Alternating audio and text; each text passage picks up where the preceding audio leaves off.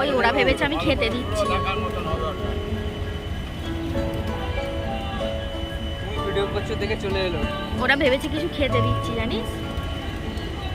দুটো মুড়ি ঠুড়ি কিছু আছে দিবি বাবু ওদেরকে। ঘুগুনের থেকে একটু বিস্কুট নিয়ে আয় তো।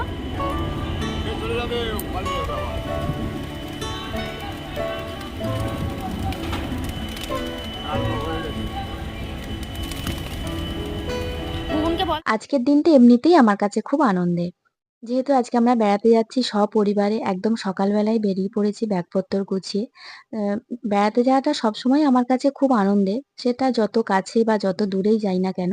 যেহেতু সবাই মিলে আজকে বেড়াতে যাচ্ছি, তা আজকের দিনটা খুব আমার কাছে আনন্দের, খুব স্পেশাল। কিন্তু সকালটা আরো ভালো হয়ে গেল এই পায়রাগুলোকে পেয়ে। আমি এখানে বসে আছি। যেহেতু সকালের দিকটা স্টেশনটা একটু ফাঁকাই থাকে। আর আমরা এখানে বসতে এসেছি। তা আমাদেরকে দেখে পায়রাগুলো এখানে এসে বসলো। ভাবলো বোধহয় ওদেরকে খেতে দিচ্ছি। তা আমাদের কাছে সেরকম কিছু ছিল না। আর বিস্কুট যেগুলো ছিল তোমরা তো জানো। সেগুলো একটু ভেঙে, ভেঙে দিচ্ছি। তা দেখলাম সব যেখানে যা ছিল পায়রা সব্বাই চলে এলো এখানে। তা সকালবেলা এমনিতেই মুডটা খুব ভালো হয়ে গেল।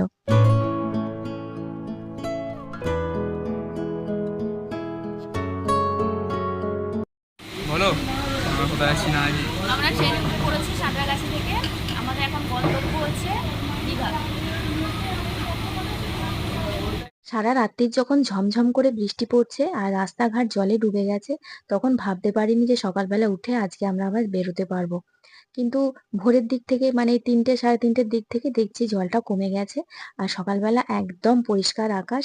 আর টোটোও ঠিক টাইমে পেয়ে গেছি, ট্রেনও ঠিক টাইমে পেয়ে গেছি। এত সুন্দর যে যাত্রাটা হবে আমরা ভাবতে পারিনি। ট্রেনটা একটু লেট ছিল এই যা, কিন্তু বসতেও জায়গা পেয়ে গেছি। তুমি বুবুন, ও বুবুন তুমি কোথায় যাচ্ছ? তুমি দাঁড়িয়ে আছো কেন? সিট পাওনি? তুমি সিট পাওনি কেন? এত সিট রয়েছে, বসো। পুরো ট্রেন তো ফাঁকা, বসো। এত আনন্দিত হয়ে গেছে যে আর বসতে পারছে না। এত এক্সাইটমেন্ট হয়ে গেছে। ও আর বসতে পারছে না, দাঁড়িয়ে দাঁড়িয়েই ভাবছে চলে যাবো দীঘা পর্যন্ত। কি খাওয়া দাওয়া শুরু হয়ে গেল ট্রেনে ওঠার সঙ্গে সঙ্গে? Fire gift.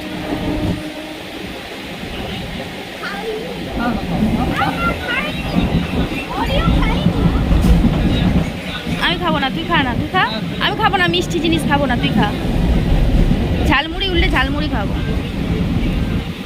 পেট যতই ভার থাকুক না কেন, ট্রেনে ওঠার পর ট্রেনের ঝালমুড়ি, ঘুগনি, চটপটি এগুলো দেখলেই না যেন নিজে থেকে আবার খিদে পেয়ে যায়। আর এই স্বাদের সঙ্গে কোনো স্বাদের ভাগ হবে না। যাই হোক, তোমাদের সাথে কথা বলতে বলতে দেখো আমরা প্রায় কোলাঘাটে চলে এসেছি। আর শুধু বসবার জায়গা না, আমরা শোয়ার জায়গাও পেয়ে গেছি।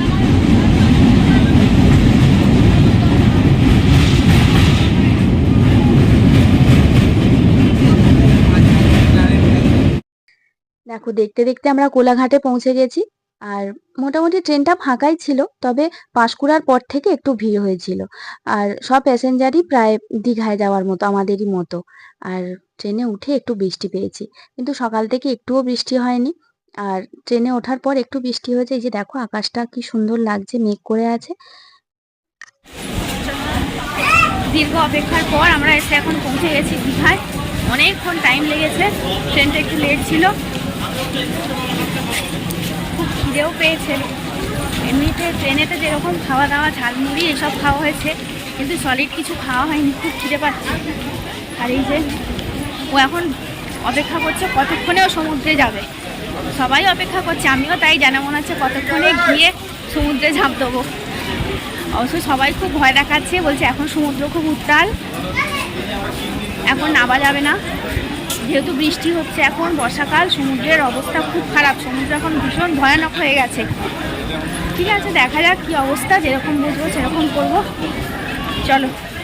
আর এই দেখো স্টেশনে পুরো গিজগিজ করছে লোক। শুধু যে আমরা এসেছি সমুদ্র দেখতে তা নয়, বর্ষাকালে সমুদ্রের সুন্দর রূপটা দেখতে সবাই এসেছে। দেখো কত লোক। চলো আমরা এবার স্টেশন থেকে বেরিয়ে যাই। আর স্টেশনের বাইরে অটো বা টোটো ধরে আমরা চলে যাব আমাদের গেস্ট হাউসে।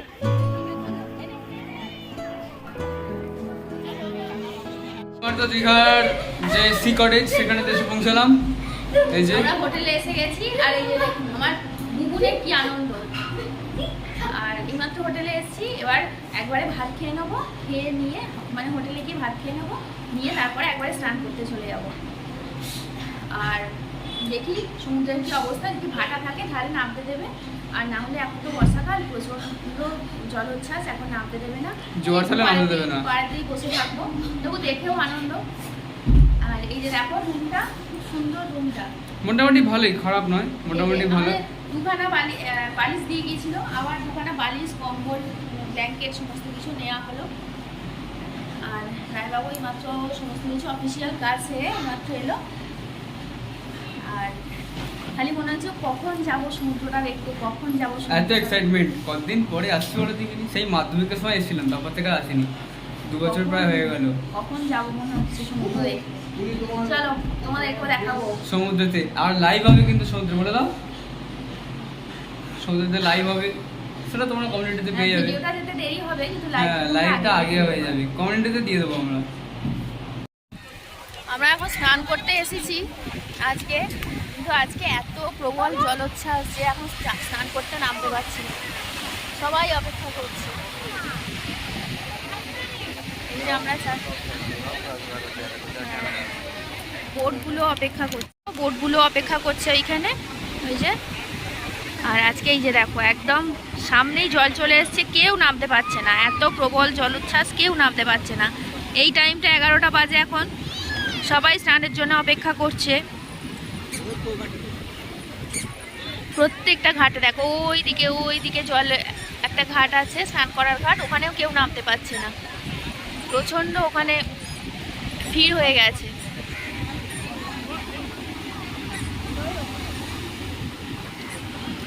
আমরাও অপেক্ষা করছি, যদি একটু এখন হয়তো জোয়ার চলতে, যদি ভাটা পড়লে একটু কমে, যেহেতু আজকে অমাবস্যা আছে, হয়তো ভাটা পড়বার কোনো রকম চান্স নেই।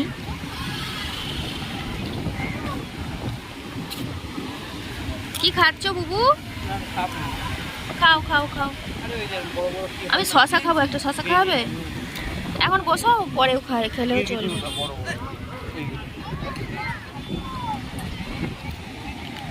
এখানে দীঘাতে স্নান করতেই আসা, যে একটু জল ঘাঁটতে পারবো, সমুদ্রে ঢেউ খেতে পারবো, বাচ্চাগুলো আনন্দ করতে পারবে, এই জন্যই আসা।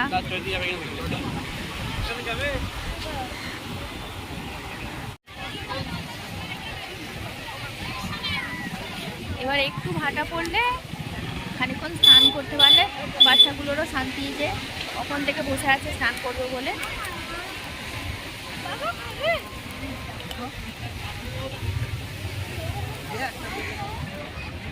চলো দেখা যাক স্নান করতে পারা যায় কিনা, তোমরা দেখতে পাবে। অবশেষে একটুখানি ভাটা পড়েছে, সবাই নামছে। আমার ছেলেরা বায়না করেছে, বাবার সাথে গেছে, আমি নামিনি, আমি এখানে বসে আছি, যে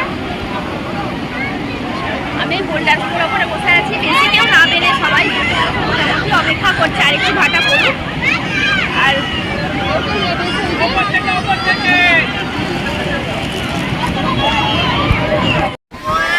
তখন দেখেছিলে কত জল, আর এখন দেখো ভাটা পড়ে গেছে, অনেকটাই জল কমে গেছে।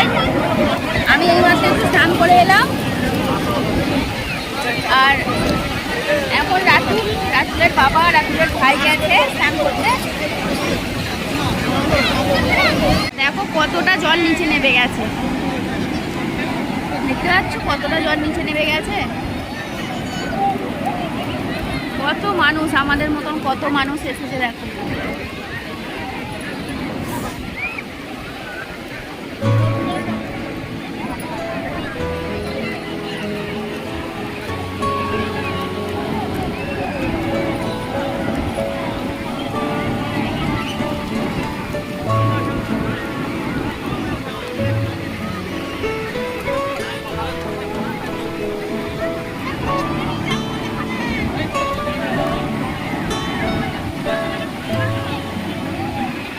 আর সমুদ্রের ঠিক উল্টো দিকে থাকা ঝাউবনগুলো যেন প্রকৃতির সৌন্দর্যটা এখানকার আরো বাড়িয়ে দিয়েছে। আর এখন তো বর্ষাকাল, ঝাউবনগুলো কি সুন্দর দেখতে লাগছে, একদিকে সমুদ্রের গর্জন আর একদিকে ঝাউবনের নিস্তব্ধতা, দুটো মিলেমিশে একাকার।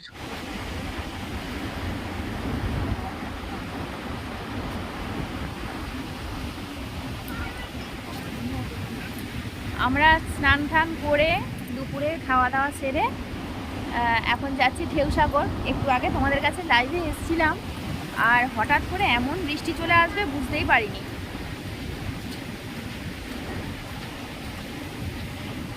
প্রচণ্ড মেঘ পড়েছে।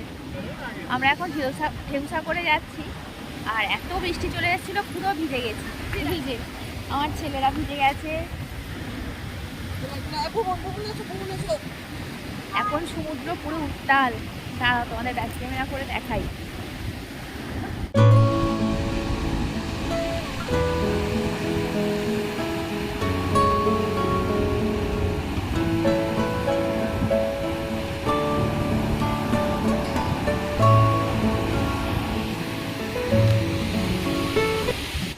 আমরা এখন যাচ্ছি ঢেউসাগরে।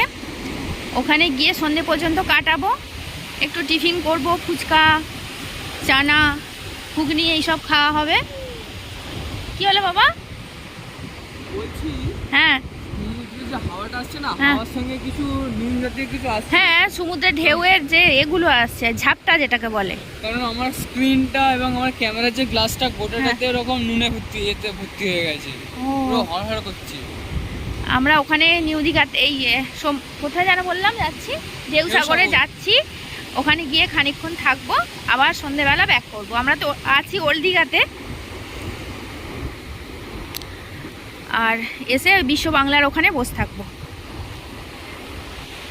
দেখো একদিকে সমুদ্র আর একদিকে সত্যি আমার বড় ছেলে বলছে যে পাহাড়ের মতো ফিলিংসটা আসছে।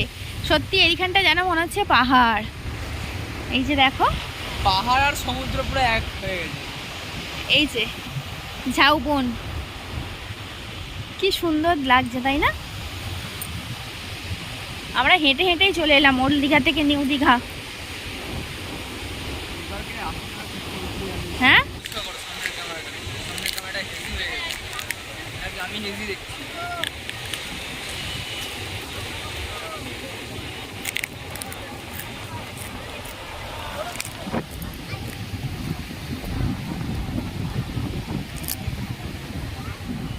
আমরা ঢেউসাগর থেকে ঘুরে এলাম। ঘুরে এসে এখন এই যে সি বিচে বসে পপকর্ন খাচ্ছি, পাঁপড় ভাজা খাচ্ছি। এখানেই বসে থাকবো এখন। এবারে না এই যে দেখো পিছন দিকে যাও কত মেলা বসে, মেলাগুলো সব বন্ধ আছে। কারণ কি আগামী সোমবার পর্যন্ত খুব জলোচ্ছ্বাস হওয়ার পূর্বাভাস ছিল আর কি, সেই জন্য সোমবার পর্যন্ত সমস্ত কিছু বন্ধ থাকবে। সমস্ত কিছু দেখো কত মেলা থাকে না, দেখো সব বন্ধ, এই যে সব মেলা বন্ধ।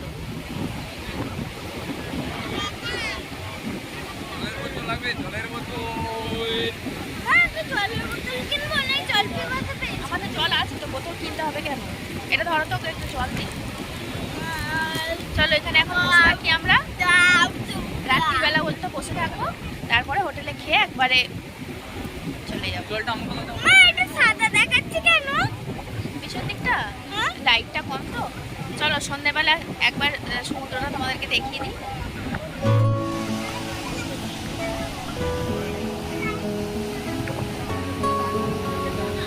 সন্ধ্যেবেলাতেও দেখো কি সুন্দর দেখতে লাগছে সমুদ্রটাকে। অনেকেই নেমেছে স্নান করার জন্য, নয় স্নান করতে পারবে না, মানে কাছ থেকে একটুখানি দেখবে বা ছবি তুলবে, এই জন্য আমরা সি বিচেই বসে আছি। কারণ কি এত ঝাপটা দিচ্ছে, ভিজে যাব, আর আমাদের তো আবার ফিরতে হবে ওল্ড দীঘাতে। ওই জন্য আর নিচে নামিনি, এখানেই বসে আছি।